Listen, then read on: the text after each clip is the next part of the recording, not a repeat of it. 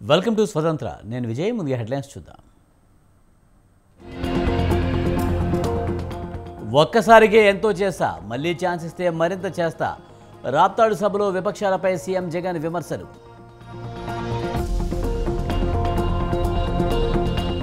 అధికారంలోనికి వస్తే వైజాగ్ ఉక్కు కొనుగోలుకు చర్యలు, 20 లక్షల ఉద్యోగాలు ఇస్తామన్న నారా లోకేష్.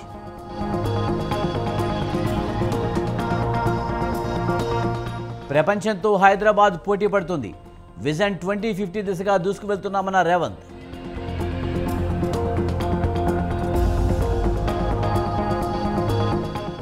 కరెంటు కోసం సబ్స్టేషన్ల వద్ద రైతుల ధర్నాలు, కాంగ్రెస్ హయాంలో కోతలు మొదలయ్యాయన్న బీఆర్ఎస్.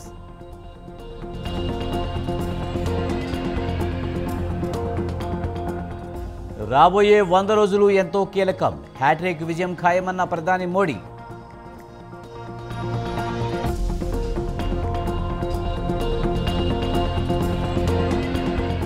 ఎస్ఎస్వి డబల్ స్పిన్నర్ల విజృంభణ, రాజ్కోట్ టెస్టుల్లో భారత్ ఘన విజయం.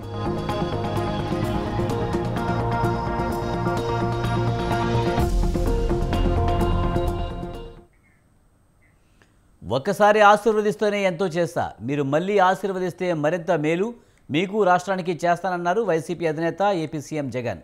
సిద్ధం పేరుతో ఉమ్మడి అనంతపురం జిల్లా రాప్తాడులో నిర్వహించిన బహిరంగ సభలో మాటల తూటాలు పేల్చారాయన. చంద్రబాబు పేరు చెబితే ఏ పథకం గుర్తుకు రాదంటూ విమర్శాస్త్రాలు సంధించారు జగన్. అదే సమయంలో జనసేనపైన సెటైర్లు వేశారు ముఖ్యమంత్రి.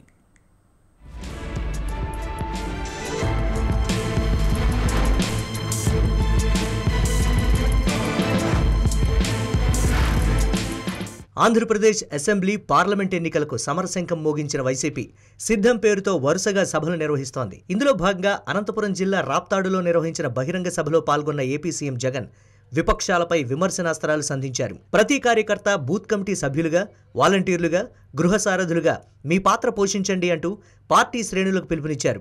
టార్గెట్ 175 సాధించాలంటూ ఉత్సాహం నింపే ప్రయత్నం చేశారు జగన్. నాయకుడంటే ఒక మాట నోట్లో నుంచి వచ్చిన తర్వాత మరీ ముఖ్యంగా ఎన్నికల మేనిఫెస్టో, ఎన్నికల ప్రణాళిక అని చెప్పి ఒక మేనిఫెస్టో రిలీజ్ చేసిన తర్వాత కష్టమైనా కూడా నష్టమైనా కూడా ఆ మాట మీద నిలబడగలిగిన వాడే నాయకుడు అని చెప్పి సందర్భంగా తెలియజేస్తా ఉన్నా. వచ్చే ఎన్నికల్లో మన టార్గెట్ 175కు 175 అని అడుగుతా ఉన్నాను. వచ్చే ఎన్నికల్లో మన టార్గెట్ 25 ఎంపీలకు 25 ఎంపీలు అని అడుగుతా ఉన్నాను. పరిపాలనలో మనం ఎక్కడా తగ్గలేదు.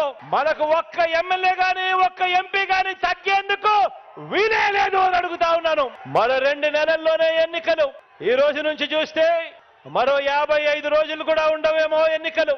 ప్రతి ఒక్కరూ ఒక సైన్యంగా పని చేయడానికి చంద్రబాబు ప్రచారాలు లో వారు చేసే దుష్ప్రచారాన్ని తిప్పికొట్టాలి. దానికి మీరంతా కూడా సిద్ధమేనా అని అడుగుతా ఉన్నాను.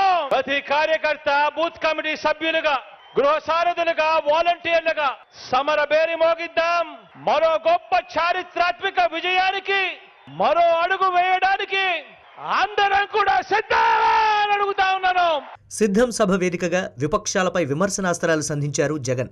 14 ఏళ్లు ముఖ్యమంత్రిగా ఉన్న చంద్రబాబు పేరు చెబితే ఒక్క పథకం కూడా గుర్తుకు రాదంటూ ఎద్దేవా చేశారు ముఖ్యమంత్రి. ఫ్యాన్ ఎప్పుడూ ఇంట్లో తిరుగుతూ ఉండాలి అన్న జగన్ సైకిల్ ఎప్పుడూ ఇంటి బయట ఉండాలన్నారు. తాగేసిన టీ గ్లాస్ సింకులోనే ఉండాలంటూ జనసేనపై పంచులేశారు ముఖ్యమంత్రి. 14 సంవత్సరాలు ముఖ్యమంత్రిగా పరిపాలన చేశారు. 3 సార్లు ముఖ్యమంత్రి కుర్చీలో కూర్చున్నారు. మరి 14 సంవత్సరాలు ముఖ్యమంత్రిగా పరిపాలన చేసిన మీరు, 3 సార్లు ముఖ్యమంత్రి అయిన మీరు, మరి మీ పేరు చెబితే రైతులకు గుర్తుకొచ్చే ఒక్కటైనా పథకం ఉందా అని అడుగుతా ఉన్నాను. ఇదే పెద్ద మనిషి చంద్రబాబు నాయుడు గారిని. చంద్రబాబు పేరు చెబితే అక్క చెల్లెమ్మలకు గుర్తుకొచ్చే పథకం కనీసం ఒక్కటైనా ఉందా అని అడుగుతా ఉన్నాను. ఇదే పెద్ద మనిషి చంద్రబాబు నాయుడు గారిని. ఫ్యాన్ ఎప్పుడు ఇంట్లోనే ఉండాలి, సైకిల్ ఎప్పుడు బయటే ఉండాలి, తాగేసిన టీ గ్లాసు ఎప్పుడు సింక్ లోనే ఉండాలి. ఆ అక్క చెల్లెమ్మలకు మీరంతా కూడా ప్రతి ఒక్కరికి కూడా అర్థమయ్యేలా చెప్పండి. 125 సార్లు బటన్ నొక్కి 2.5 లక్షల కోట్ల రూపాయల్ని పేదల ఖాతాల్లో వేశామన్నారు జగన్. ఒక్కసారి ఆశీర్వదిస్తేనే ఎంతో చేశామని, మరో 2-3 సార్లు ఆశీర్వదిస్తే మరింత మేలు చేస్తానంటూ చెప్పుకొచ్చారు ఏపీ సీఎం జగన్. ప్రజలు మనకు ఫస్ట్ టైం ఆశీర్వదిస్తేనే దేవుడు దయతో ఇంత మంచి చేయగలిగాం. ఇక ప్రజలు మనల్ని second time, third time, fourth time ఆశీర్వదిస్తే ఇక ఎంత మంచి జరుగుతుంది అని చెప్పి ప్రతి ఇంటికి వెళ్ళి చెప్పండి. ఏ నేరుగా మీ జగన్ బటన్ నొక్కుతా ఉన్నాడు. నేరుగా నా అక్క చెల్లెమ్మల కుటుంబాల ఖాతాల్లోకి డబ్బులు వెళ్తా ఉన్నాయి. ఎక్కడ ఎవడు లంచాలు అడగడం లేదు, ఎక్కడ ఎవడు వివక్ష చూపడం లేదు. ఈ 2,55,000 కోట్లలో ఏకంగా 75% ఇచ్చినది నా నా నా నా అని పిలుచుకునే నా వర్గాలకే నేను ఇచ్చాను అని చెప్పుకునే దానికి సంతోషపడతా ఉన్నాను. గతానికి భిన్నంగా ఈరోజు జరుగుతా ఉన్నది మీ బిడ్డ ముఖ్యమంత్రి అయిన తర్వాతే అని చెప్పి ప్రతి ఇంటికి వెళ్ళి చెప్పండి. ఈ 5 సంవత్సరాల మీ బిడ్డ పరిపాలనలోనే, ఈ 57 నెలల మీ బిడ్డ పరిపాలనలోనే ఏకంగా 2,13,000 ఉద్యోగాలు ఇచ్చాడు అని చెప్పి ప్రతి ఇంటికి వెళ్ళి చెప్పండి. 2024లో జరగనున్న ఎన్నికలు విశ్వసనీయతకు వంచనకు మధ్య జరగనున్నాయి అంటూ సభలో చెప్పుకొచ్చారు జగన్. విపక్షాలు ఎన్ని హామీలు ఇచ్చినా, మాటలు చెప్పినా నమ్మవద్దని ప్రజలకు సూచించారు ఏపీ సీఎం.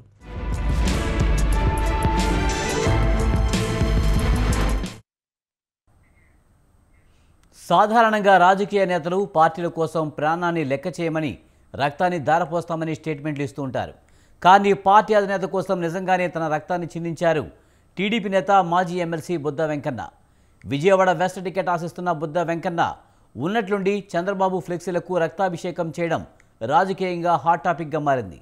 అయితే చంద్రబాబుపై తనకున్న అభిమానాన్ని మాత్రమే వ్యక్తపరిచారని బుద్ధ వెంకన్న చెబుతున్నప్పటికీ విజయవాడ వెస్ట్ టికెట్ తనకే ఇవ్వాలనే డిమాండ్ను హైకమాండ్కు పంపారనే టాక్ వినిపిస్తుంది.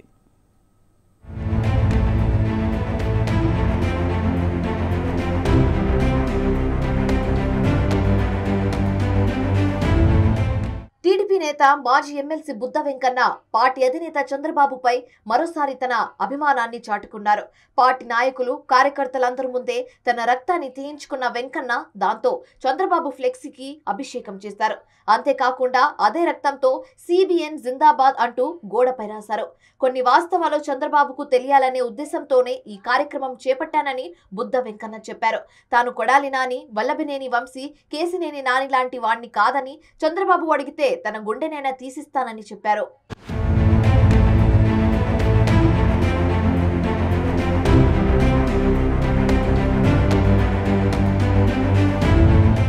అయితే విజయవాడ వెస్ట్ టికెట్ తనకి ఇవ్వాలనే గట్టి డిమాండ్ను పార్టీ హైకమాండ్ కు పంపించాలనే ఉద్దేశంతో బుద్ధ వెంకన్న ఇలా చేసి ఉండవచ్చని రాజకీయ విశ్లేషకులు అభిప్రాయపడుతున్నారు. వాస్తవానికి విజయవాడ వెస్ట్ టికెట్ కోసం బుద్ధ వెంకన్న పట్టుపడుతున్నారు. కానీ విజయవాడ వెస్ట్ టికెట్ కోసం బుద్ధ వెంకన్న, జలీల్ ఖాన్ మధ్య తీవ్ర పోటీ నెలకొంది. బుద్ధకు టికెట్ ఇవ్వడాన్ని జలీల్ ఖాన్ తీవ్రంగా వ్యతిరేకిస్తున్నారు. బుద్ధకు కార్పొరేటర్ స్థాయి కూడా లేదని గతంలో జలీల్ ఖాన్ విమర్శలు చేశారు. తనకు సీట్ ఇవ్వకపోతే ఉరేసుకుంటానంటూ ఓ దశలో వివాదాస్పద కమెంట్ చేసి వెంటనే మాట సరిదిద్దుకున్నారు జలీల్ ఖాన్.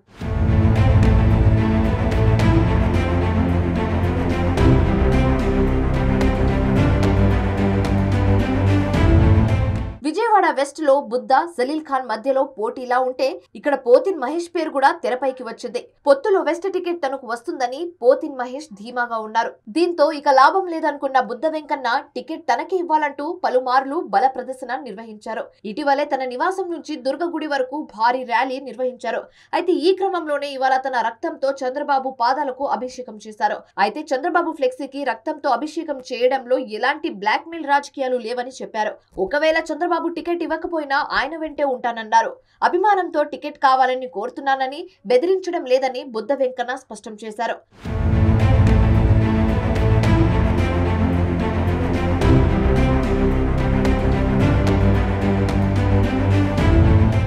మొత్తానికి టీడీపీలో టికెట్ల కోసం భారీగా ఆశావహులు పోటీ పడుతున్నారు.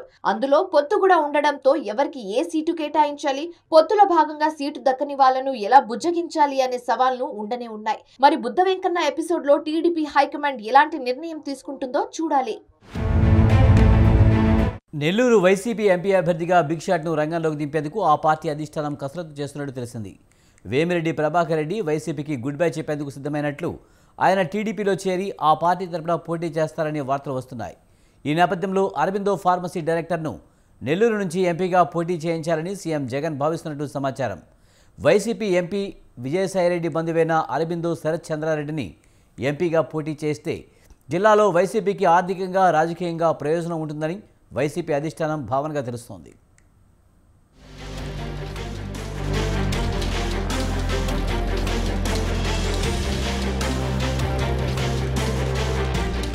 వైసీపీ ఎమ్మెల్యే ఎంపీ అభ్యర్థుల మార్పులు చేర్పులు కొనసాగుతున్నాయి. ఈ ప్రక్రియపై సీఎం జగన్ ప్రత్యేక దృష్టి సారించారు. తాజాగా 7వ జాబితాలో పర్చూరు నియోజకవర్గంతో పాటు కందుకూరు అసెంబ్లీ నియోజకవర్గానికి కొత్త ఇన్ఛార్జీల నియామకం జరిగింది. పర్చూరులో మాజీ ఎమ్మెల్యే ఆమంచి కృష్ణమోహన్ తప్పించి ఆయన స్థానంలో ఎడం బాలాజీకి ఇన్ఛార్జ్ బాధ్యతలు అప్పగించారు.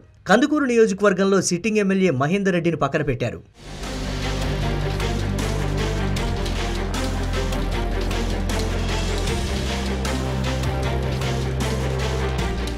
నెల్లూరు వైసీపీ ఎంపీ అభ్యర్థిగా రాజ్యసభ సభ్యుడు వేమిరెడ్డి ప్రభాకర్ రెడ్డిని ఎన్నికల బరిలో దింపాలని సీఎం జగన్ భావించారు. అయితే వేమిరెడ్డి ప్రభాకర్ రెడ్డి వైసీపీకి దూరమయ్యారు. ఆయన త్వరలో టీడీపీలో చేరి ఆ పార్టీ నెల్లూరు ఎంపీ అభ్యర్థిగా పోటీ చేస్తారని ప్రచారం జరుగుతోంది. దీంతో వేమిరెడ్డి ప్రభాకర్ రెడ్డిపై ధీటైన అభ్యర్థిని వచ్చే ఎన్నికల్లో పోటీ చేయించాలని సీఎం జగన్ భావిస్తున్నట్లు తెలిసింది.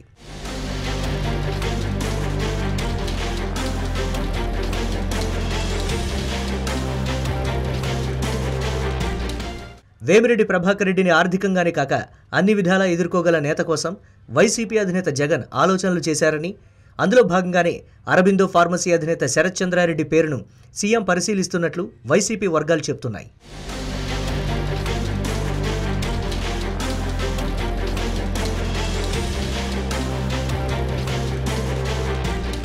ఫార్మసీ అధినేత శరత్ చంద్రారెడ్డి నెల్లూరు జిల్లాకే చెందినవారు కావడం, పార్టీ సీనియర్ నేత విజయసాయిరెడ్డికి బంధువు కావడంతో వచ్చే ఎన్నికల్లో ఆయన్ను వైసీపీ తరపున పోటీ చేయించే అంశంపై సీఎం జగన్ దృష్టి సారించారని తెలిసింది. అయితే శరత్ చంద్రారెడ్డి ఢిల్లీ మద్యం కుంభకోణంలో ప్రధానంగా ఆరోపణలు ఎదుర్కొంటున్నారు. మద్యం కుంభకోణం కేసులో శరత్ చంద్రారెడ్డిని కేంద్ర దర్యాప్తు సంస్థలు ప్రశ్నించాయి, అరెస్టు చేశాయి. మద్యం కుంభకోణంలో తన ప్రమేయం ఏమీ లేదని శరత్ చంద్రారెడ్డి తెలియజేస్తున్నారు. శరత్ చంద్రారెడ్డిపై ఆరోపణలున్నప్పటికీ ఆయన్ను నెల్లూరు ఎంపీగా పోటీ చేయిస్తే వైసీపీకి ఉపయోగంగా ఉంటుందని సీఎం జగన్ భావిస్తున్నట్లు సమాచారం.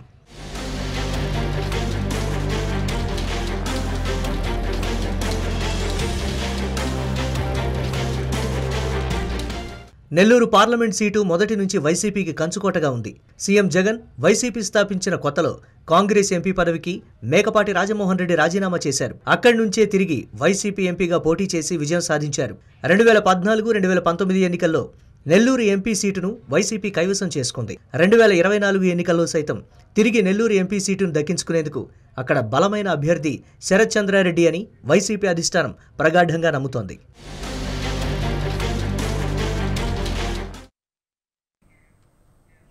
వచ్చే ఎన్నికల్లో బీజేపీకి మరిన్ని ఎక్కువ సీట్లు వస్తాయా? మోదీ మంత్రం ఈసారి కూడా ఫలిస్తుందా? నినాదాలతో ఎన్నికల్లోకి వెళ్ళి బీజేపీ ఈసారి ఏ నినాదంతో ప్రచారంలో దిగుతుంది? 100 రోజుల బీజేపీ ప్రణాళిక ఎలా ఉండబోతుంది? Watch the story.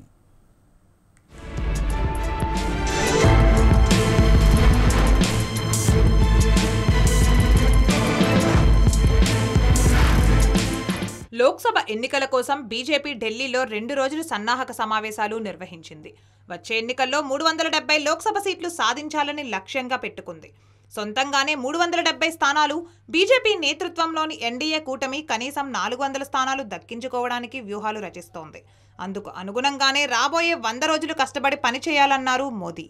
గడిచిన 10 ఏళ్ల కాలంలో కేంద్ర ప్రభుత్వం అమలు చేసిన అభివృద్ధి సంక్షేమ కార్యక్రమాలు, ప్రపంచవ్యాప్తంగా భారత్కు లభిస్తున్న గౌరవాన్ని విస్తృతంగా ప్రజల్లోకి తీసుకువెళ్లాలని నేతలకు పిలుపునిచ్చారు మోదీ. साथियों, पिछले 10 वर्षों में भारत ने जो गति हासिल की, बड़े लक्ष्यों को प्राप्त करने का जो हौसला पाया है, ये अभूतपूर्व है साथियों। और इसलिए नहीं कि मैं कह रहा हूं, दुनिया गाजे बाजे के साथ बोल रही है। भारत ने आज हर क्षेत्र में जो ऊंचाई हासिल की है, उसने हर देशवासी को एक बड़े संकल्प के साथ जोड़ दिया है। और ये संकल्प है विकसित भारत का। अब देश न छोटे सपने देख सकता है और देश न अब छोटे संकल्प ले सकता है। सपने भी विराट होंगे, संकल्प भी विराट होंगे। और ये हमारा सपना भी है, सबका संकल्प भी है कि हमें भारत को विकसित बनाना है। और इसमें अगले 5 वर्षों की बहुत बड़ी भूमिका होने जा रही है। अगले 5 साल में भारत को पहले से भी कई गुना तेजी से काम करना है। अगले 5 साल में हमें विकसित भारत की तरफ एक लंबी छलांग लगानी है। ఇక పార్టీకి రాబోయే 100 రోజులు చాలా కీలకమని ప్రధాని మోదీ అన్నారు. ఎన్డీఏ సర్కార్కు 400 సీట్లు ఖాయమని విపక్షాలు కూడా నినదిస్తున్నాయన్నారు. జమ్మూ కాశ్మీర్కు ప్రత్యేక ప్రతిపత్తి కల్పిస్తూ రాజ్యాంగంలో చేర్చిన ఆర్టికల్ 370ని జనసంఘ్ వ్యవస్థాపకుడు శ్యామ్ ప్రసాద్ ముఖర్జీ తీవ్రంగా వ్యతిరేకించారని గుర్తు చేశారు. రానున్న ఎన్నికల్లో 370 స్థానాలు సాధించడమే ఆయనకు ఇచ్చే నిజమైన నివాళి అని చెప్పారు. అందుకు అనుగుణంగా కార్యకర్తలు కొత్త శక్తి, కొత్త ఉత్సాహం, కొత్త ధీమాతో పనిచేయాలని పిలుపునిచ్చారు. ఈ లక్ష్యాన్ని సాధించడానికి కార్యకర్తలు బూత్ స్థాయిలో పనిచేయాలని సూచించారు. ప్రతి బూత్లో కొత్తగా 370 ఓట్లు అధికంగా బీజేపీకి లభించేలా చూడడంతో పాటు కొత్త ఓటర్లను ఆకర్షించాలని చెప్పారు. सारे लक्ष्यों की प्राप्ति के लिए पहली शर्त है सरकार में भाजपा की जोरदार वापसी। आज विपक्ष के नेता भी एनडीए सरकार 400 पार के नारे लगा रहे हैं और एनडीए को 400 पार कराने के लिए भाजपा को 370 का माइलस्टोन पार करना ही होगा। साथियों, कई बार लोग मुझसे कहते हैं, मुझे कहते रहते कि अरे मोदी जी आपने इतना तो सब कुछ क्या कर लिया, जो बड़े बड़े संकल्प आपने लिए वो तो पूरे कर लिए, अब क्यों इतनी भागदौड़ करनी।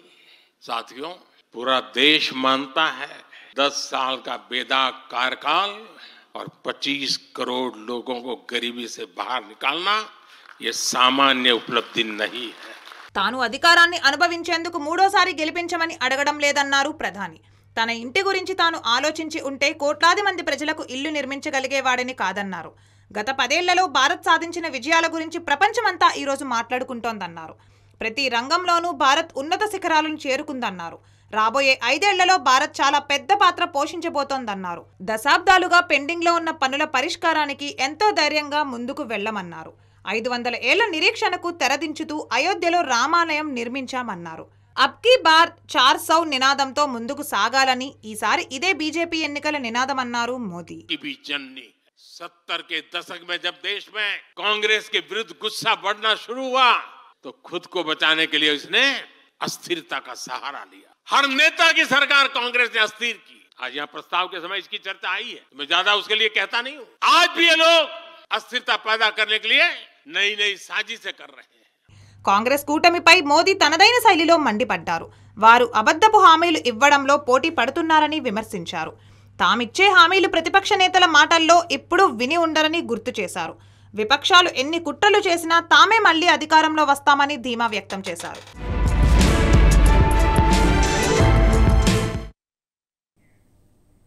తమ న్యాయమైన డిమాండ్లను పరిష్కరించాలని కోరుతూ రైతులు చేపట్టిన ఆందోళనలు అంతకంతకు ఉధృతంగా మారుతున్నాయి. సర్కారు వైఖరిని నిరసిస్తూ అన్నదాతలు ఎక్కడికక్కడ రోడ్లపై, రైలు పట్టాలపై నిరసన తెలుపుతుండడంతో రవాణా వ్యవస్థకు ఆటంకం కలుగుతుంది.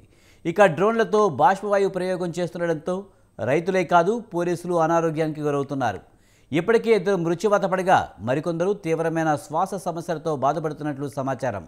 ఒక్క మాటలో చెప్పాలంటే కర్షకులపై సర్కారు ఉక్కుపాదం మోపడం, రైతులు సైతం వెనక్కు తగ్గకపోవడంతో పంజాబ్, హర్యానా సరిహద్దుల్లో ప్రతినిత్యం టెన్షన్ వాతావరణం నెలకొందని చెప్పాలి.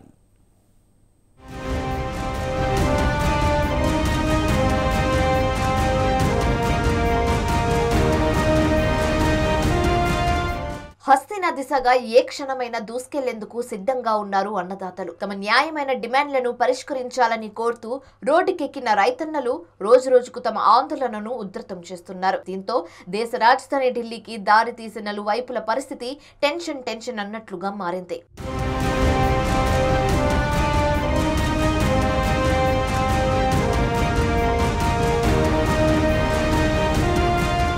సుమారు 4 ఏళ్ల క్రితం కేంద్రం తీసుకొచ్చిన 3 వ్యవసాయ చట్టాలపై పెద్దెత్తున నిరసన సెగలు వెల్లువెత్తాయి. ప్రధానంగా పంజాబ్, హర్యానా, ఉత్తరప్రదేశ్, రాజస్థాన్ సహా మరికొన్ని రాష్ట్రాలకు చెందిన అన్నదాతలు కేంద్రం వైఖరిపై విమర్శలు గుప్పిస్తూ పెద్దెత్తున నినాదించారు, ధర్నాకు దిగారు.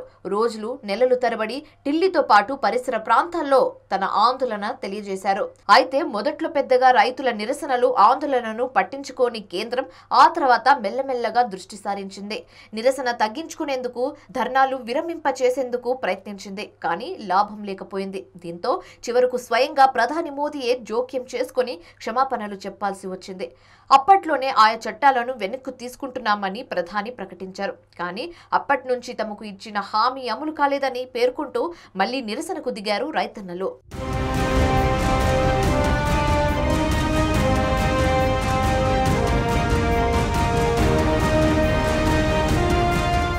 సంయుక్త కిసాన్ మోర్చా, కిసాన్ మజ్దూర్ మోర్చా ఈ నెల 13న ఢిల్లీ చలోకు ఇచ్చిన పిలుపు మేరకు మళ్లీ రైతన్నలు వేలాదిగా ట్రాక్టర్లతో పార్లమెంటు ముట్టడికి బయలుదేరారు. అయితే ప్రభుత్వం ఢిల్లీ వైపు దూసుకొచ్చే కర్షకులను సరిహద్దు రాష్ట్రాల్లోనే నిలిపివేసింది. అంతేకాదు వేల సంఖ్యలో పంజాబ్, హర్యానా సరిహద్దుల్లోని శంభుకు వచ్చిన అన్నదాతల్ని చెల్లాచెదురు చేసేందుకు బాష్పవాయు గోళాలు ప్రయోగించారు. అయితే వాటి కోసం పోలీసులు వాడింది డ్రోన్లు కావడమే ఇక్కడ ప్రాధాన్యం సంతరించుకుంది. నిజానికి ఛత్తీస్గఢ్ సహా ఇతర మావోయిస్టు ప్రభావిత ప్రాంతాల్లో అన్నల ఆచూకీ కనిపెట్టేందుకు అత్యంత ఆధునికమైన డ్రోన్ టెక్నాలజీ ఉపయోగిస్తారు. తద్వారా ఎలాంటి మందు పాత్రలున్నా కాకిల ప్రాణ నష్టం జరగకుండా ప్రభుత్వం నివారిస్తుంది.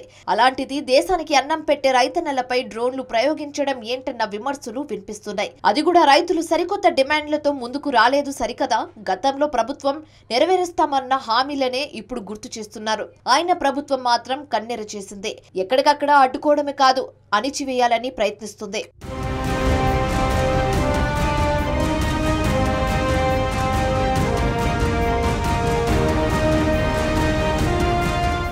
ఇక పరిస్థితులు ఉధృతంగా మారుతుండడం, సర్కార్ అణచివేత చర్యలతో ఇప్పటికే 2 మృతి చెందారన్న వార్తలు విషాదాన్ని నింపుతున్నాయి. తమ న్యాయమైన డిమాండ్ల సాధన కోసం వచ్చిన అన్నదాతలకు ఇలాంటి పరిస్థితులు ఎదుర్కోవడంతో అంత ఆందోళన వ్యక్తం చేస్తున్నారు. కేంద్ర ప్రభుత్వం ఈ విషయంలో సీరియస్ గా దృష్టి సారించాలని విపక్షాలు, మేధావులు కాదు సామాన్య ప్రజానీకం సైతం డిమాండ్ చేస్తుంది.